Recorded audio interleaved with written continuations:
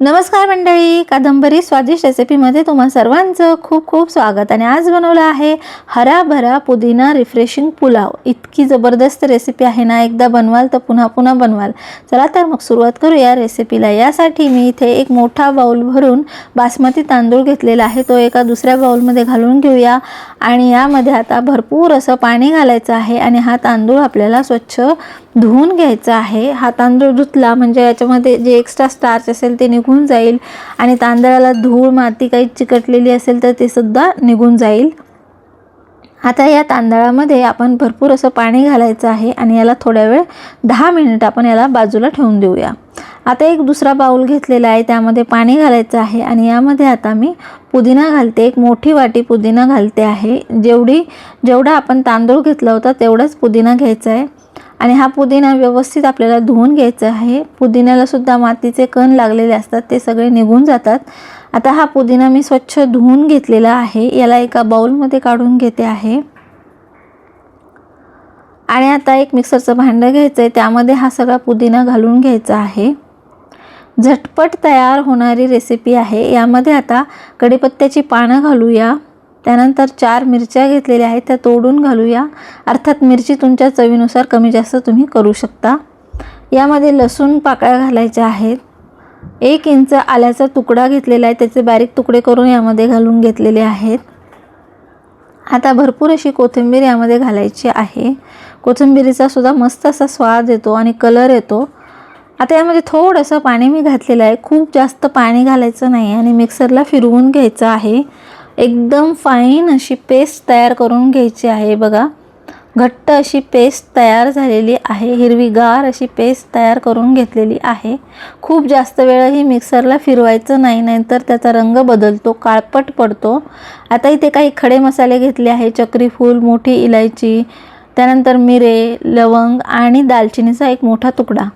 हे सगळे खडे मसाले पाण्यात घालून घ्यायचे आहे आणि यामध्ये अर्धी पळी आपण तेल घालून घेणार आहोत. तेल घातल्याने काय होतं, भात मोकळा मोकळा होतो आणि मस्त अशी उकळी आलेली आहे पाण्याला. आता या स्टेजवरती आपण यामध्ये हे तांदूळ घालून घेऊया. तांदळातलं पाणी मी काढून घेतलेलं आहे आणि आता तांदूळ यामध्ये घालत आहे. तांदूळ खूप लवकर उकडले जातात. याला आता सुरुवातीला फक्त एकदा असं स्टर करून घ्यायचं आहे, नंतर हे उकळतं आणि यामध्ये भात आपला शिजायला लागतो. खूप जास्त याला ढवळायचं नाही, नाहीतर तांदूळ तुटतो. फक्त आता आणखी एकदा मी याला ढवळून घेते, खाली लागू नये म्हणून. भरपूर पाणी घातलं तर ढवळायची सुद्धा गरज पडत नाही. आणि हे बघा, मस्त असा भात शिजलेला आहे. खूप लवकर शिजतो म्हणून एकदा याला चेक करायचं शिजलंय की नाही. पांढरा शुभ्र झालेले आहेत तांदळाचे दाणे आणि सहजपणे हा तुटतो आहे, म्हणजे आपला भात छान असा शिजला आहे. हा भात आता निथळत ठेवायचा आहे गाळणीमध्ये. आता कुकरमध्ये 2 पळ्या तेल घालून घ्यायचं आहे. नंतर यामध्ये आता आपण शहाजिरे घालून घेतलेले आहेत. 1 चमचाभर हरभऱ्याची डाळ घातलेली आहे. त्यानंतर 1 चमचाभर उडीद डाळ घालून घ्यायची आहे. एक मध्यम आकाराचा उभा चिरलेला कांदा यात घालून घेतलेला आहे आणि याला आपल्याला परतून घ्यायचं आहे. सोनेरी रंगावरती आपण याला परतून घेणार आहोत.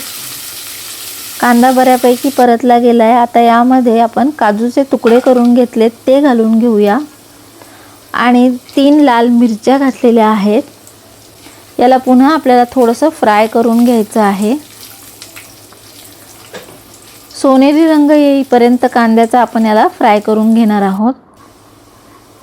आता यामध्ये अगदी चिमूटभर हळद घालायची आहे. चिमूटभर हळद घातल्याने काय होतं, जो हिरवा रंग येणार आहे पुदिन्याचा आपल्या पुलावला, तर तो आणखीन खुलून येतो.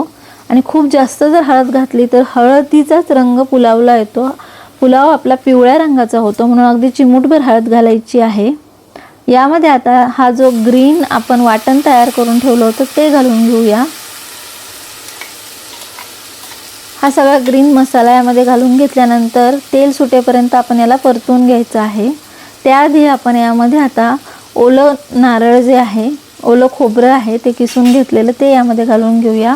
हे ऑप्शनल आहे आणि याला थोडंसं परतून घ्यायचं आहे. यामध्ये मीठ घालून घ्यायचं आहे चवीनुसार.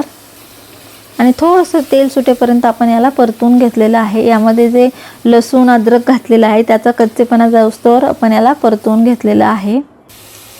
बघा किती छान दिसतंय हिरवं हिरवं। आता हा निथळत ठेवलेला भात आहे तो यामध्ये घालून घेऊया। बघा किती छान मस्त असा भात शिजलेला आहे।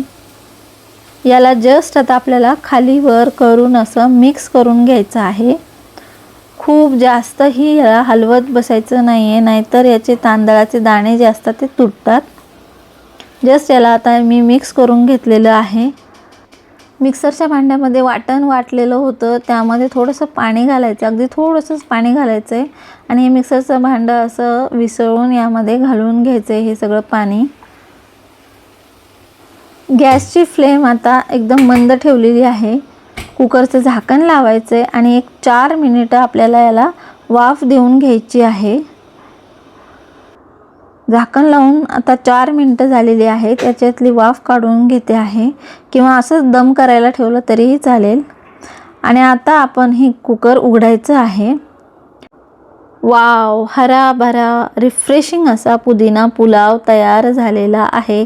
हा पुलाव तुम्ही लिंबू पिळून खाऊ शकता, रायत्याबरोबर, कोशिंबीर बरोबर, दह्याबरोबर खाऊ शकता, पापड याच्यासोबत खाऊ शकता। खूप मस्त लागतो खायला, जबरदस्त अशी रेसिपी आहे। तर तुम्ही नक्की करून पहा। हा पुलाव तुम्ही एकदा बनवाल तर नेहमी हाच पुलाव बनवून खाल। आणि हा टेस्ट करून बघते कसा झालाय तो। यावरती थोडंसं लिंबू पिळून खाणार आहे मी हा पुलाव। मस्त हराभरा पुदिना पुलाव तयार झालेला आहे, गरम आहे आणि याची टेस्ट घेऊन बघते। जबरदस्त, एकदम जबरदस्त असा पुलाव तयार झालेला आहे। तर मंडळी, ही पुलावची रेसिपी तुम्हाला कशी वाटली नक्की कमेंट करून सांगा। पुन्हा भेटूया अशाच एखाद्या छानशा रेसिपीमध्ये। तोपर्यंत बाय बाय।